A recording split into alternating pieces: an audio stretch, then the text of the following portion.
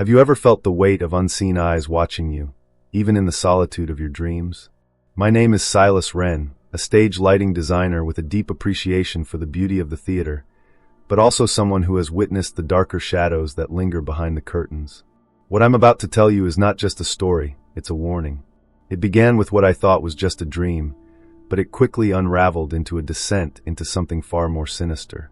Before I continue, let me ask you, do you believe that places can hold on to the echoes of the past? If your answer is yes, or even if you're not sure, stay with me until the end. And don't forget to subscribe to this channel and leave a like, because what lies ahead will make you question the boundary between reality and nightmare. The first time it happened, I thought it was nothing more than my overactive imagination. I found myself standing in an abandoned theater. The place was suffocatingly quiet, the kind of silence that rings in your ears and makes your heartbeat feel like an intruder. The air was stale, carrying the faint scent of smoke and mildew, as if the walls themselves remembered some long-forgotten disaster. Dust hung in the air like a shroud, and every step I took sent an echo rippling through the darkness. Despite its dilapidated state, the theater held a strange allure, as though it was waiting for something or someone. Then came the whispers. At first, they were faint, like the murmur of an audience settling into their seats. But as I stood there, frozen under the weight of an unseen presence, the whispers grew louder, sharper, forming words I couldn't quite understand. They weren't coming from any direction I could pinpoint. Instead, they seemed to swirl around me, invading my mind. My pulse quickened, and an icy dread began to seep into my chest. As I looked around, trying to ground myself, the lights began to flicker, first faintly, then violently, casting eerie, distorted shadows that seemed to move of their own accord. It was then that I noticed the stage. A single spotlight had turned on, illuminating a center point that was empty, or so I thought. The longer I stared, the more I began to see shapes materializing in the beam of light, shapes that resembled figures clad in costumes from another time. They stood there, unmoving, their faces obscured by darkness, their stillness far more unsettling than any motion could have been. I wanted to leave, to wake up, but something about the theater refused to let me go. It was as if the floor itself held me in place, the warped wood creaking beneath my weight as though mocking my fear. I could feel my breath growing shallow, the air heavy with something unexplainable. Suddenly, a voice echoed through the hall, a deep, resonant tone that seemed to come from everywhere and nowhere at once. "Welcome back," it said, and my blood ran cold. That was the moment I realized this wasn't just a dream. Dreams don't hold you captive. Dreams don't make your heart race with the unmistakable instinct of danger.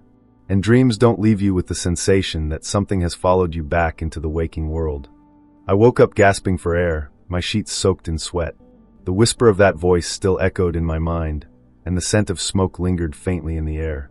It was the first of many nights that would blur the line between sleep and reality, and I had no idea what I had just unlocked. This is where it began. But as I uncovered more, I realized that the theater wasn't just a figment of my imagination. It was a place, a real one. And it held secrets that refused to stay buried. Are you ready to uncover them with me? If so, subscribe, hit that like button, and let me take you deeper into the mystery of the abandoned theater. Because this isn't just my story, it could easily become yours. It started on a night that seemed no different from any other. I had fallen asleep late, exhausted from a long day of work. Yet, the moment my eyes closed, I was transported into a place that felt disturbingly tangible. I found myself standing at the entrance of a grand, yet decaying theater. The massive double doors loomed before me, their ornate carvings obscured by layers of grime and ash. The brass handles were cold to the touch, sending a shiver up my arm as I pushed them open. A long, drawn-out creak echoed through the air, the kind that makes you instinctively look over your shoulder. But when I turned, there was nothing behind me, only darkness that seemed alive, watching. Inside, the theater was a shadow of its former glory. The once rich red velvet seats were ripped and frayed, their stuffing spilling onto the dusty floor. The chandeliers above hung like skeletal remains, their crystals catching faint glimmers of an unseen light source. The smell was overpowering, an acrid mix of smoke and something faintly metallic like old blood. Each step I took stirred up clouds of dust, the particles dancing in the dim light as if they were alive. My footsteps seemed unnaturally loud, the sound bouncing back at me from unseen corners, as though the theater itself was listening. Then I heard it, a sound so subtle it almost didn't register. It was a soft hum, distant at first, like the tuning of a violin string. The The sound grew, morphing into a low, eerie melody that seemed to emanate from the very walls. My heartbeat quickened as I strained to locate its source, but it was everywhere and nowhere at once. The song was haunting, filled with notes that tugged at something deep within me, as if it were reaching for a memory I couldn't quite grasp. The sensation of déjà vu washed over me like a cold tide. I knew this place. Somehow, I was certain I had been here before, though I couldn't recall when or how. It felt like the theater had been waiting for me, its atmosphere charged with an almost sentient anticipation. The hairs on the back of my neck stood on end, and a whispering voice brushed against the edge of my consciousness, too faint to make out. Was it calling my name? Or was it simply the wind slipping through the cracks in the walls?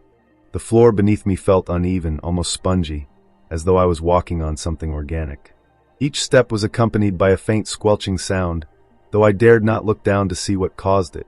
Instead, my eyes were drawn to the stage. The massive velvet curtain was partially drawn, revealing only a sliver of the empty set beyond. A single spotlight flickered erratically, illuminating a weathered wooden floor. As I moved closer, I caught a faint scent of sulfur mixed with the decayed perfume of wilted roses. It clawed at my throat, making it hard to breathe. Then, without warning, the whispers grew louder, more insistent. They no longer came from a single direction, but seemed to swirl around me like a storm, each voice overlapping with the next. "Why have you returned?" one hissed. "The performance is not over," another whispered. My chest tightened, and I stumbled backward, nearly tripping over the edge of a torn carpet. It was then I noticed something strange. The shadows cast by the flickering light weren't moving in sync with the objects they belonged to. Instead, they swayed and shifted like they had lives of their own, stretching toward me with each flicker. A cold gust of air blew through the hall, carrying with it the faint sound of applause. The sound made my stomach churn, for the theater was empty. At least, that's what I wanted to believe. But as the applause faded, I heard something else, footsteps. They were slow, deliberate, and impossibly heavy, as though something far larger than a person was moving toward me. I turned to face the source, my eyes straining to pierce the thick shadows at the far end of the aisle. And then I saw it. Emerging from the darkness was a figure cloaked in black, its form impossibly tall and gaunt. Its face was obscured by a porcelain mask, cracked and stained with what looked like dried tears of ink. It moved without sound, despite the heavy steps I swore I had just heard. My body screamed at me to run, but I was frozen in place, trapped by an invisible force. The figure raised one skeletal hand and pointed toward the stage. "Take your place," it said in a voice that was both a whisper and a command. The sound wasn't natural. It resonated deep within my bones, leaving me trembling. Before I could react, the stage lights flared to life, blinding me with their intensity. When I opened my eyes, the theater was empty once more. The figure was gone, the whispers had ceased, and the air was still. But something had changed. I felt it in my core, a gnawing sense that the theater wasn't finished with me. Not yet. It was the first time I dreamed of the abandoned theater, but it would not be the last. Little did I know, each return would bring me closer to a truth I was never meant to uncover. The air inside the theater grew heavier with every step I took. It was as though the walls themselves were closing in, their ancient wood groaning with the weight of secrets too dark to bear. The faint hum I'd heard earlier began to mutate, growing louder and more erratic. It wasn't a melody anymore. It was a chaotic symphony of whispers, footsteps, and faint, ghostly laughter. As I moved deeper into the theater, I realized I wasn't alone, not entirely. The shadows that had once seemed inert were now alive, stretching and writhing like living creatures. They twisted unnaturally, mimicking movements I hadn't made, almost as if they were rehearsing for a performance I hadn't agreed to join. I walked down the aisle, my shoes sinking slightly into the warped wooden floorboards, each step accompanied by a faint squelch. The walls were lined with portraits of performers from a bygone era, their faces cracked and faded. Yet, as I passed by, I swore their eyes followed me, their expressions twisting ever so slightly, smiles becoming grimaces, joy melting into despair. My breath hitched, and I forced myself to look away, only to find myself staring at the stage again. The stage had transformed. Where it had once been barren and lifeless, now it bore the remnants of a set, a haunting recreation of a Victorian parlor. The furniture was decayed and covered in cobwebs, but it was arranged as if waiting for actors to step into their roles. A single prop stood out, an ornate mirror, cracked down the middle, reflecting fragments of the eerie scene. But when I looked closer, I realized the mirror didn't show me. Instead, it revealed figures, obscured by shadow, moving just beyond the edges of my vision. My stomach churned as I turned to see what the mirror reflected, but there was nothing there. The temperature dropped suddenly, my breath condensing in the air before me. From somewhere backstage came the unmistakable sound of a piano. Its keys played in jagged, discordant notes. The sound echoed through the theater, filling every corner with a tension so thick it was suffocating. It wasn't just music, it was a summoning, a call to something ancient and malevolent. My body felt compelled to follow it, my feet moving of their own accord toward the backstage area, where the shadows seemed darkest. As I approached the curtain, a faint giggle broke through the silence, high-pitched and childlike, yet filled with malice. I stopped dead in my tracks, the sound sending chills down my spine. The giggle was followed by another, deeper laugh, this one distorted, unnatural, as if multiple voices were layered atop one another. "Don't keep us waiting," a voice whispered, though there was no one there. I hesitated at the edge of the stage, my hand brushing against the heavy velvet curtain. The fabric was damp and cold, and the touch sent an electric shock of dread through me. Something about that curtain felt final, like crossing it would mean stepping into a world I couldn't return from. Yet, I couldn't stop myself. Slowly, I pulled the curtain aside, revealing the backstage corridor. The corridor was impossibly long, far longer than it could have been in reality. The walls were lined with ancient costumes, their once vibrant fabrics faded into muted shades of gray and brown. Each costume was mounted on a mannequin, but their blank faces seemed to turn as I passed, their empty gazes drilling into me. The smell of mildew and decay was overpowering, and the air grew colder with every step I took. At the end of the corridor was a single door, slightly ajar, with a faint golden light spilling out from within. My heartbeat thundered in my chest as I approached, the sound amplified in the oppressive silence. I reached out to push the door open, but before my fingers could touch it, the door creaked slowly on its own, revealing the room beyond. Inside was a small dressing room, its mirrors shattered and its furniture cloaked in dusty sheets. In the center of the room stood a chair, and on the chair sat a single blood-red rose. The petals shimmered unnaturally, as though they were wet with something that wasn't due. A faint whisper filled the air, growing louder and louder until it formed a single word: "Stay." The light in the room flickered violently, plunging me into darkness for a brief moment. When it returned, the rose was gone. In its place was a script, a thick, leather-bound book with my name emblazoned on the cover in gold. My hands trembled as I picked it up, the weight of it sending a shiver through me. The pages were filled with words I didn't recognize, yet I could somehow read them. They described a play, but it wasn't just any play. It was my play, detailing every moment of my life, including things I hadn't even lived yet. And then I saw it, the final scene. My blood ran cold as I read the description. A man standing alone on a darkened stage, a spotlight illuminating him as the audience erupts into applause. But the man wasn't bowing. He was screaming. The last line of the script simply read, "The end." I dropped the book and stumbled back, my body screaming at me to run, but my feet refused to move. The dressing room door slammed shut behind me, and the mirror opposite me flickered to life. My reflection wasn't my own. It was a shadowy version of myself, eyes hollow and mouth twisted into a wicked grin. The figure in the mirror raised a hand, and so did I, though I hadn't willed it. Its voice echoed in my mind, cold and merciless. The show must go on. The moment I left the dressing room, the theater around me began to change. The walls seemed to pulse, the wood creaking and shifting as if the entire structure was breathing. The shadows, once confined to the edges of my vision, now crept closer, writhing along the floor like black serpents. The temperature dropped sharply, and the air was so thick with dread that I could feel it pressing against my chest. Each step I took was heavier than the last, as though the theater was trying to pull me deeper into its grasp. The stage loomed ahead of me, now fully transformed into a haunting tableau. The Victorian parlor I'd glimpsed earlier was complete, yet twisted. Impossible angles and surreal distortions made it look more like a fevered dream than a set. The chandelier above flickered erratically, casting long, distorted shadows across the scene.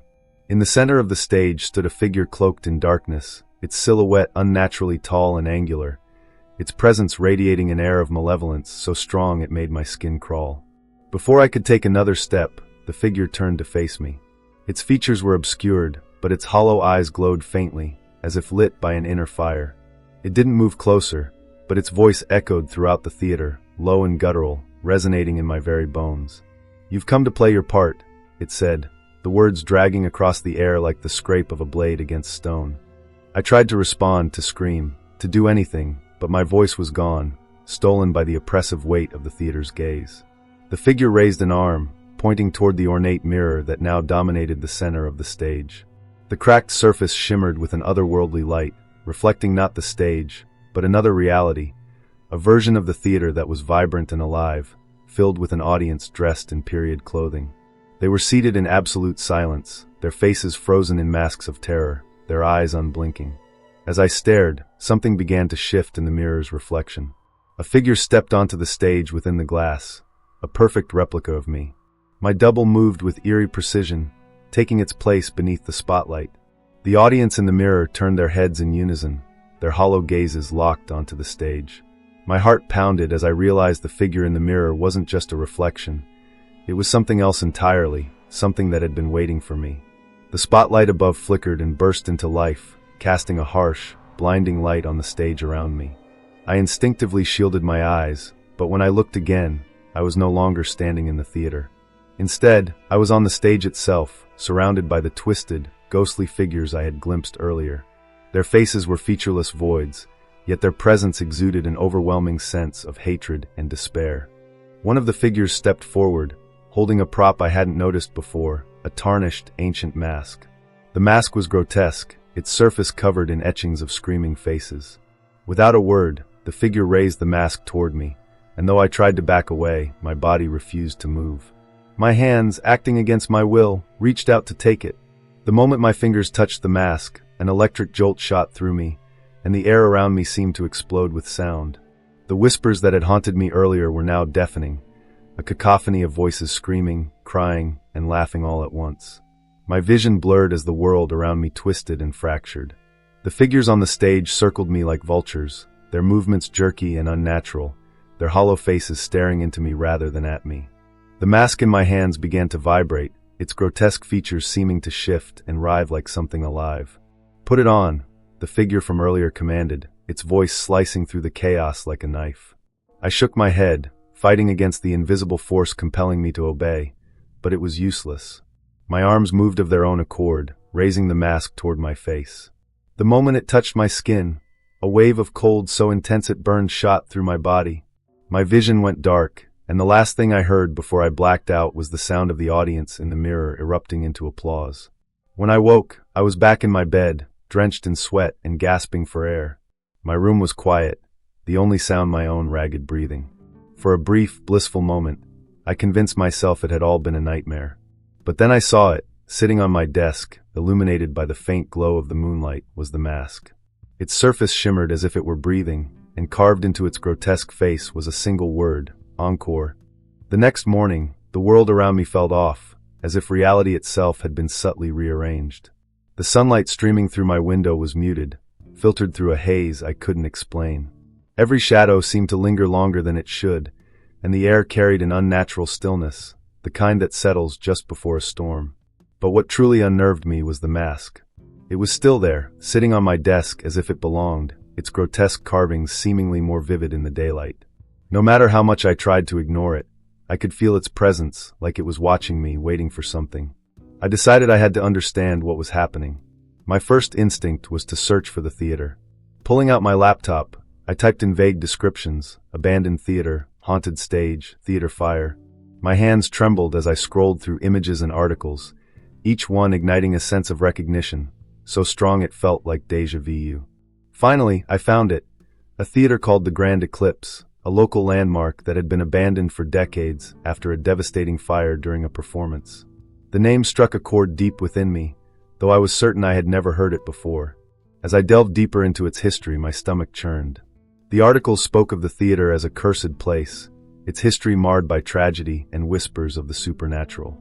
Performers had vanished, stagehands had died under mysterious circumstances, and audiences had reported seeing shadows moving where no one stood.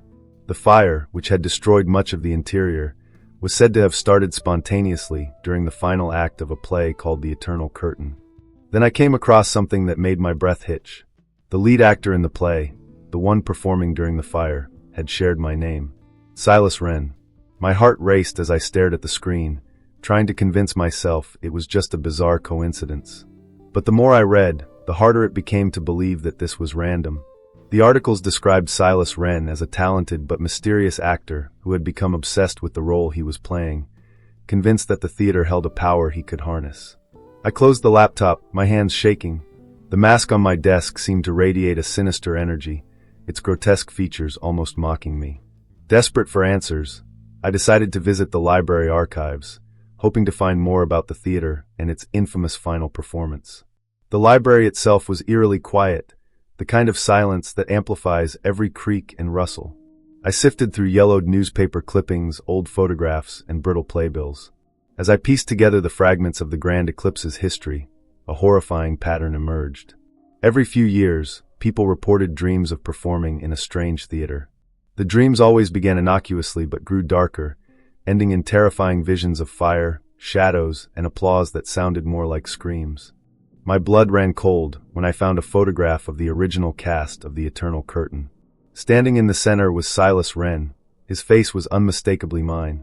My mind reeled as I tried to make sense of it. How could this be? Was this some ancestor I had never known about? Or was something far more sinister at play? As I stared at the photograph, a librarian approached me cautiously. She was an older woman with sharp, piercing eyes that seemed to see right through me. "You shouldn't be looking into this," she said, her voice barely above a whisper. "The Grand Eclipse doesn't just haunt dreams. It takes those who dig too deep." I asked her what she meant, but she refused to say more. Instead, she slipped me a small, worn notebook before hurrying away. The notebook belonged to a man named Elias Grayson, a reporter who had investigated the theater decades ago. His notes were frantic, filled with sketches of the mask and ramblings about shadows that moved on their own. The final entry was barely legible, written in shaky handwriting. "The mask is a door. The performance never ends." My heart pounded as I flipped through the pages, each line pulling me deeper into a mystery that felt like it was consuming me. Elias's last known location was the theater itself, where he had disappeared without a trace. I realized then that the dreams, the mask, and my strange connection to the theater weren't just random events. They were all part of something larger, something pulling me toward the Grand Eclipse. The librarian's words echoed in my mind as I left the library. It takes those who dig too deep. But it was too late for me to stop. The mask, the photograph, and the dreams had all become inescapable. I had to return to the theater, not just for answers, but because I could feel its pull, an invisible thread tightening around me. And deep down, I knew the theater wasn't just a place. It was a living thing, and I was already part of its next performance. I couldn't shake the pull of the Grand Eclipse. It wasn't just a location anymore. It was a presence, clawing at the edges of my sanity, whispering to me in moments of silence. Every time I closed my eyes, I saw flashes of its decaying interior, the grotesque mask, and that haunting spotlight. My dreams were no longer separate from reality. They bled into my waking moments, leaving me unable to tell where one ended and the other began. Driven by an uncontrollable urge, I decided to confront the theater in person. The journey to the Grand Eclipse felt like walking into the mouth of something ancient and hungry. The streets leading to the theater were eerily empty, the buildings around it decrepit and abandoned. The closer I got, the heavier the air became, as if the atmosphere itself was warning me to turn back. But I couldn't stop. The theater loomed ahead, its towering facade shrouded in darkness, even in daylight. The entrance doors stood ajar, inviting me in like the maw of a predator. Inside, the theater was exactly as I had seen in my dreams, down to the smallest detail, the faded velvet curtains, the torn seats, and the suffocating sense of decay. The air was thick with the stench of mildew and something faintly metallic, and the silence was so absolute it pressed against my ears. My every step echoed unnaturally, as though the theater was amplifying my presence, ensuring nothing I did went unnoticed. It didn't take long for the whispers to start again. They were faint at first, curling around the edges of my consciousness, but soon they grew louder, more distinct. Voices called my name, some in tones of anger, others in desperate pleas. My head throbbed with the cacophony, each word stabbing into my mind like a needle. The walls seemed to shift, warping and twisting, as though the theater itself was alive and restless. As I wandered deeper, I found myself in a part of the theater I hadn't seen before, a hallway lined with faded posters of past performances. The faces of the performers were unnervingly lifelike, their eyes seeming to follow me as I moved. At the end of the hallway, a figure emerged from the shadows. It was a man gaunt and pale, his eyes sunken and his clothes tattered. He introduced himself as Elias Grayson, the reporter whose notebook I had found in the library. Elias's voice trembled as he spoke, his words spilling out in a frantic rush. He told me that the theater wasn't just haunted, it was cursed, a trap that lured those with a connection to it. It feeds on us, he whispered, his gaze darting nervously to the shadows. It turns our fears into its performances, and we are its eternal audience. I tried to ask him how he had survived here, but he shook his head. I didn't, he said, lifting his shirt to reveal deep, jagged scars across his torso. We don't leave once we're part of it. Not truly. Before I could question him further, his body began to convulse, his form flickering like a faulty projection. With a final guttural scream, Elias dissolved into a cloud of ash that was carried away by an invisible breeze. Panic surged through me, but it was too late to turn back. The whispers grew louder, guiding me to the main stage. The theater felt alive now, its walls pulsating with a rhythmic, almost heartbeat-like vibration. As I stepped onto the stage, the spotlight flared to life, blinding me for a moment. When my vision cleared, I saw the mask, the same grotesque artifact from my dreams, sitting on a pedestal at the center of the stage. But I wasn't alone. Surrounding the stage were shadowy figures, their hollow eyes glowing faintly in the darkness. They stood motionless, their forms flickering like fading memories, yet their presence was suffocating. One by one, they began to clap, the sound hollow and echoing unnaturally through the theater. The applause wasn't celebratory. It was mocking, a twisted acknowledgement of my arrival. I wanted to run, but my body wouldn't move. The mask seemed to pulse, its grotesque features shifting as if it were alive. A voice, low, guttural, and filled with malice, boomed through the theater. The stage is set. The performance begins.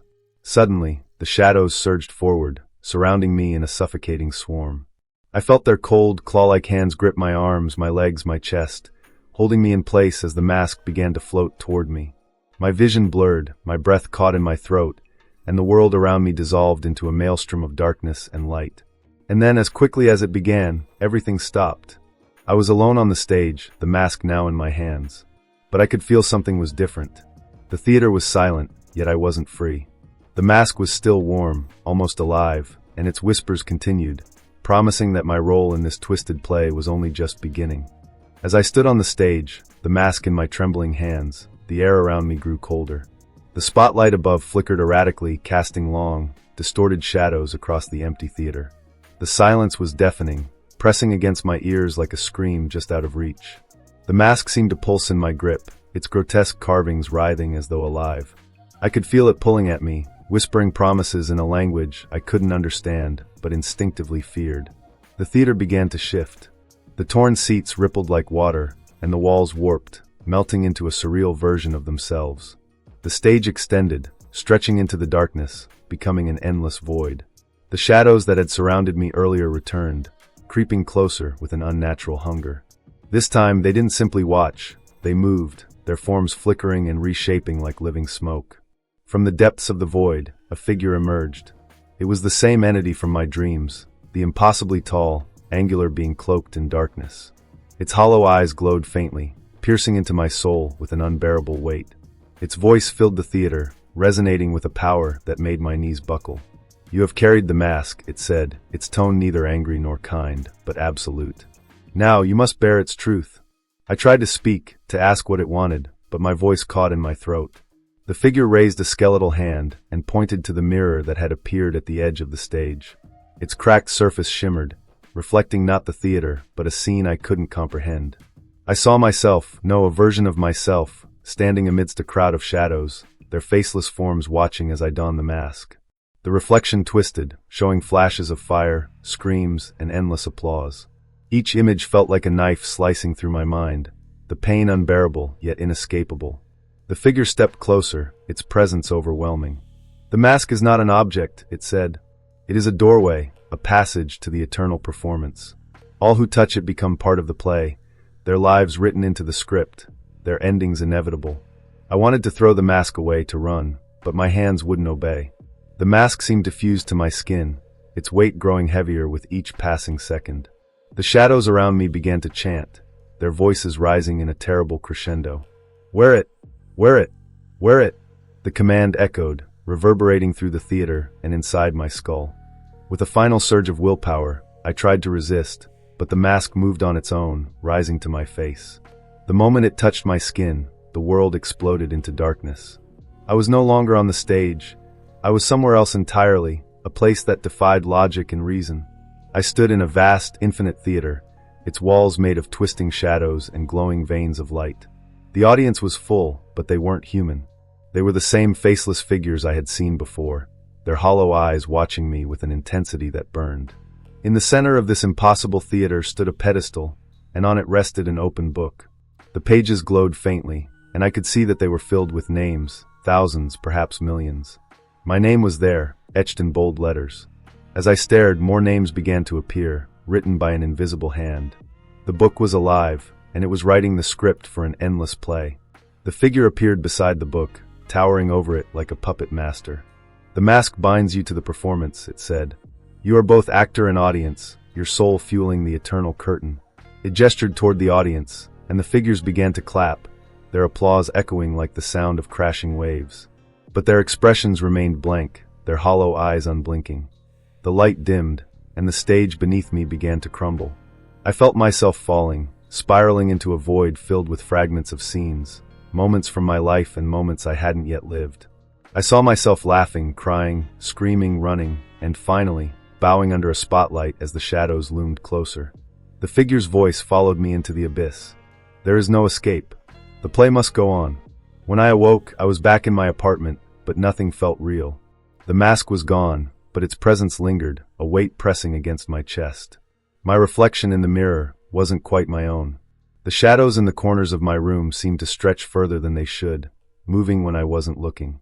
And in the silence of the night, I could still hear the faint sound of applause. The performance wasn't over. It had only just begun. I woke up in a hospital bed, the harsh fluorescent lights flickering above me. My body felt heavy, as if the weight of the theater still clung to me. The room smelled of antiseptic, a sharp contrast to the decaying stench of the grand eclipse. Nurses bustled about, their voices muffled, distant, like I was submerged underwater. My chest ached with every breath, and my hands trembled uncontrollably. But what struck me most was the overwhelming silence in my mind. No whispers, no shadows, no sound. For the first time in days, it was quiet, yet the relief was short-lived. As I sat up, I noticed something strange. A faint red mark on my palm, a perfect imprint of the mask's grotesque design. My stomach churned as I rubbed at it, but the mark wouldn't fade. It pulsed faintly like a heartbeat, and no matter how hard I tried, I couldn't stop looking at it. The whispers weren't gone, they had simply changed. Now they were a soft hum, vibrating beneath my skin, reminding me that I wasn't free. The doctors couldn't explain what had happened. According to them, I was found unconscious on the sidewalk outside the theater, with no visible injuries or explanation for my condition. They asked if I remembered anything, but what could I say? That I had been pulled into an ancient, malevolent performance orchestrated by shadows and whispers? That the mask wasn't just an object, but a living entity that had written me into its eternal script? They would have called me insane, and maybe I was. When I was discharged, I returned home, hoping to leave the nightmare behind. But the moment I stepped into my apartment, I knew it wasn't over. The atmosphere felt wrong. The air was colder than it should have been, and the shadows seemed to stretch unnaturally long, their edges curling like fingers. The mark on my hand throbbed, and with it came faint whispers, growing louder with every step I took. On my desk, where the mask had once rested, was a piece of paper. It wasn't there when I left, yet the edges were yellowed, brittle, as if it had aged for decades. Written in elegant, looping script were 3 words: "Your turn next." My heart raced as I picked it up, my fingers trembling. Beneath the words was a symbol, the same one I had seen etched on the mask and burned into my nightmares. That night, I couldn't sleep. Every time I closed my eyes, I saw glimpses of the theater. The audience, the book of names, the endless applause, it all played in an unrelenting loop, growing more vivid with each repetition. And then came the dreams. In them, I stood on the stage once more, the spotlight blinding and the mask fused to my face. The shadows circled me, their hollow eyes filled with a hunger I couldn't comprehend. I would wake gasping for air, only to find the mark on my hand glowing faintly in the dark. Desperate for answers, I began to research others who had encountered the grand eclipse. What I found chilled me to my core. There were reports of people disappearing after visiting the theater, their last known sightings eerily similar to my own experience. But what terrified me most were the stories of those who survived. They spoke of the mask, of dreams that bled into reality, and of an unrelenting presence that followed them wherever they went. Some had vanished without a trace, while others had succumbed to madness, claiming they could hear the audience clapping even when they were alone. Now I hear it too. It starts faintly, a rhythmic tapping at the edge of my awareness, but it grows louder with each passing day. The mark on my hand continues to spread, dark veins branching out from the symbol, as if the mask's influence is taking root in me. And then there are the glimpses, fleeting moments where I see figures in the corners of my vision, their hollow eyes watching, waiting. I can't escape it. The mask, the theater, the performance, it's all part of me now. Sometimes, I catch myself rehearsing lines I've never learned, my voice echoing in the empty rooms of my apartment. The words are foreign, yet they flow naturally, as if they've always been there, buried deep within me. The performance hasn't ended, it's simply waiting for its next act. But here's the most unsettling part. The mask doesn't just bind itself to one person. It seeks others, drawing them into its story, weaving them into its eternal script. And now, I'm beginning to wonder, was I the last? Or am I just the latest? If you've made it this far, maybe you felt it too. The pull, the whispers, the unshakable sense that someone, or something, is watching. Maybe you've dreamed of a theater that doesn't exist, or woken up to shadows that move when they shouldn't. If so, I urge you to think carefully. The next time you see a mask, resist the urge to touch it. Because once you do, the performance begins, and the audience is always waiting. And now, I have to ask, have you ever felt the applause? If you have, let me know in the comments. Share this story with someone who loves mysteries, because they might just be the next to join the cast. And don't forget to subscribe. Sometimes, the only way to escape the shadows is to shine a light on them.